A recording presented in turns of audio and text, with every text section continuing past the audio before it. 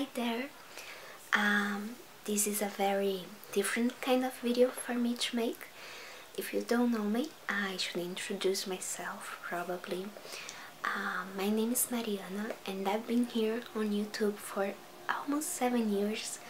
I have a Brazilian channel where I speak in Portuguese and I do fashion and beauty and makeup type of videos. And many times in my videos people comment that they actually relaxed listening to my voice, and I have an ASMR, so I have the tingles.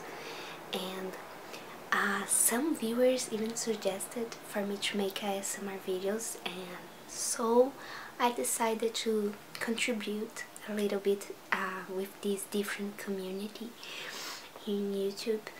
I'm thinking about doing mostly English videos because I know most of the ASMR community actually speaks English, but I will have some Portuguese ones if anyone's interested on that. I know at least for me that I really enjoy listening to whispers with accents, so that's that.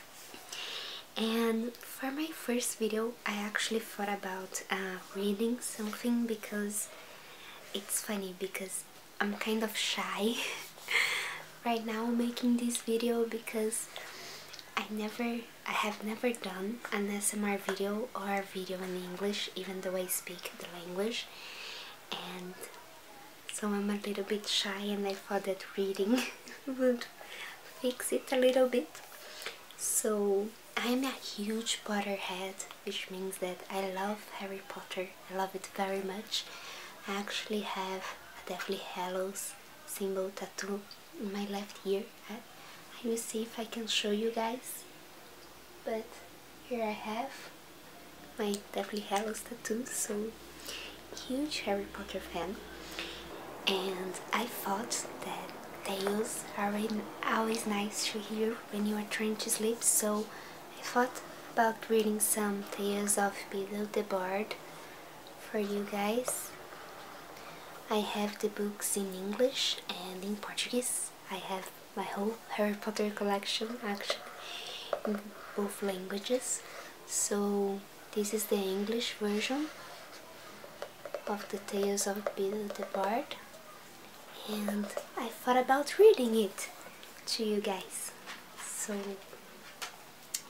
when you open the book, the pages are all purple, and I actually have this habit. I'm not sure if it's a habit that many people have, maybe, perhaps, but I always like to put my name in the books when I buy them, and the date where I bought them, so it's just something nice.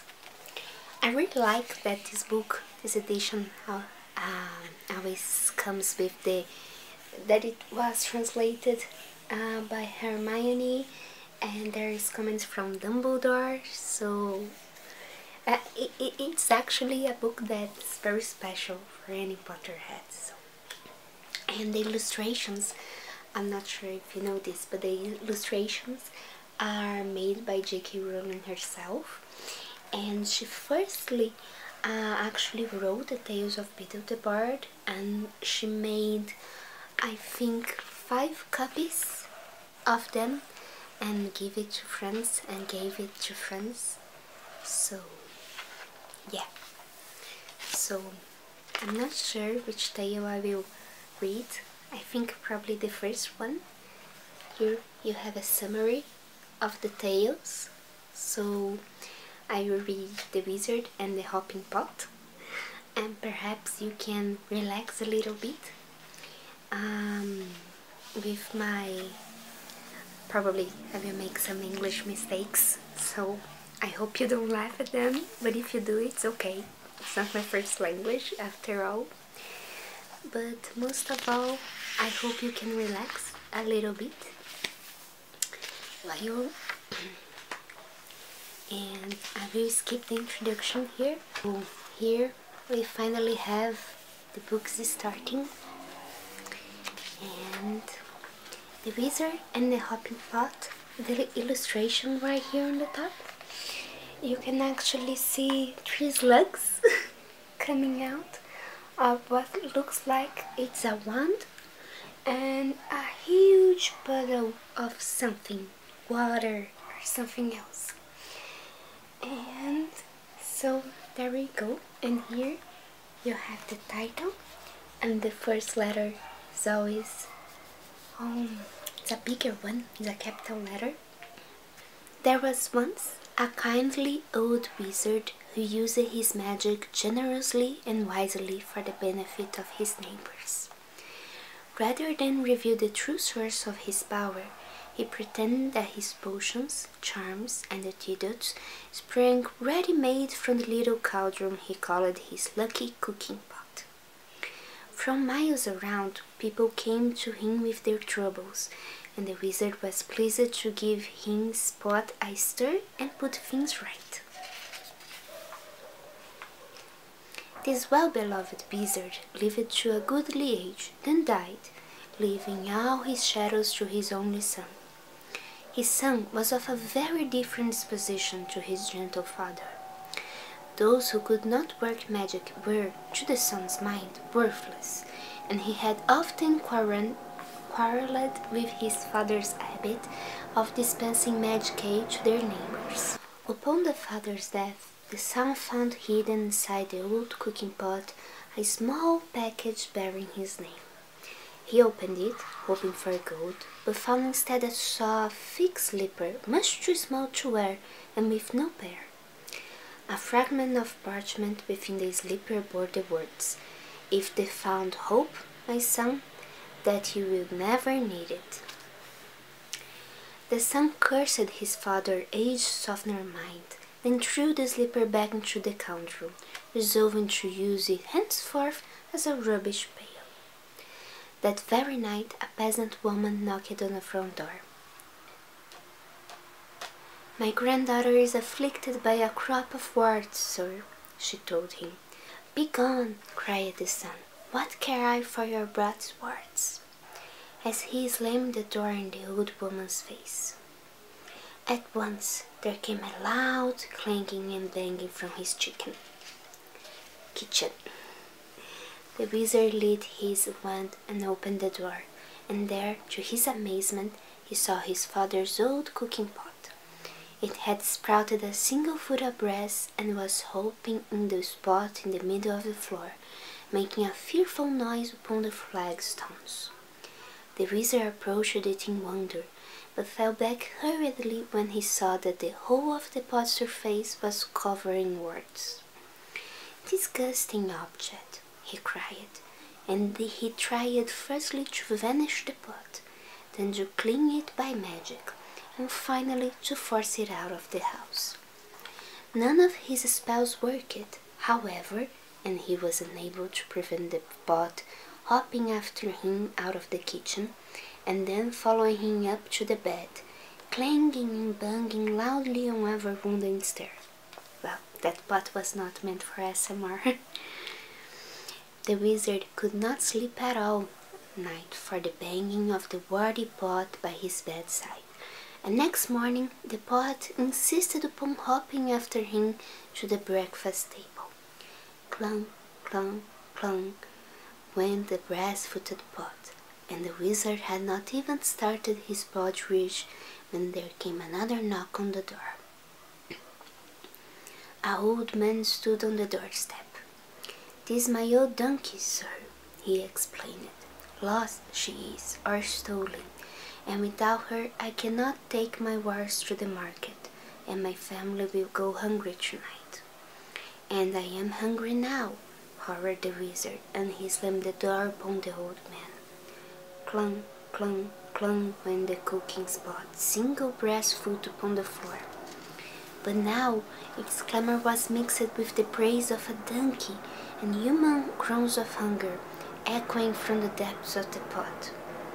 "Be still, be silent," shrieked the wizard, but not all his magic powers could quieten the warty pot, which hopped at his heels all day, braying and groaning and clanging, no matter where he went or what he did.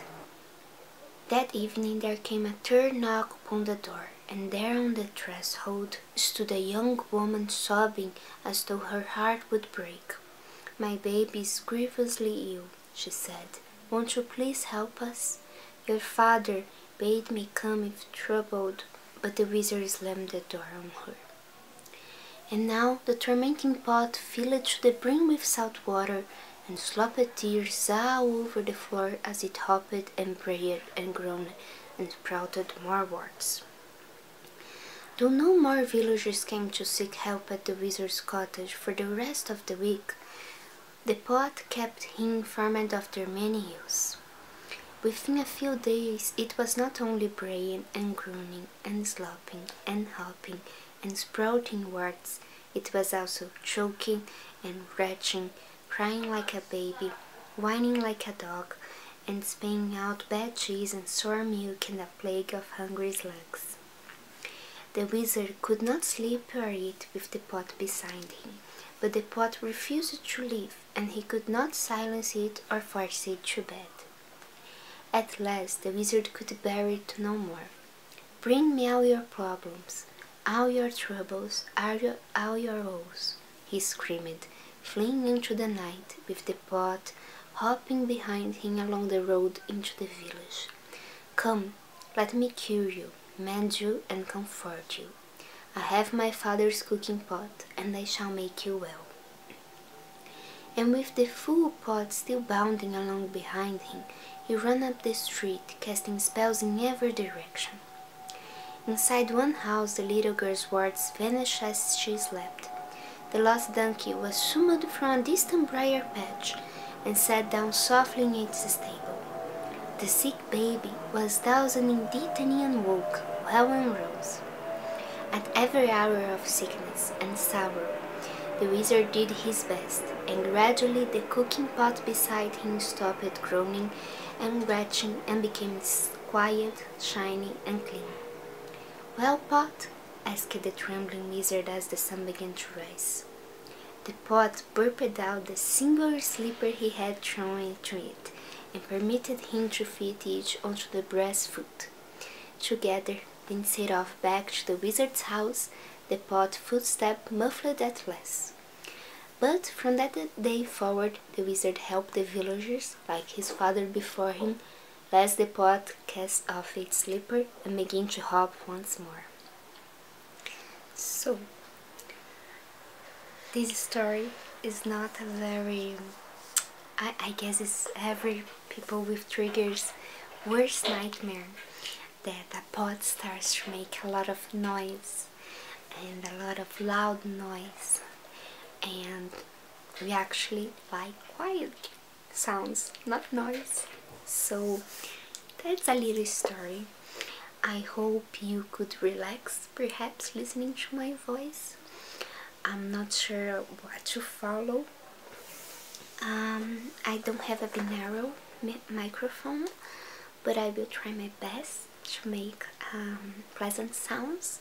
But I am very sorry if there is any background noise in this video, but I hope you could relax a little bit, and that perhaps my Brazilian viewers found some sleeping aid right here in this video.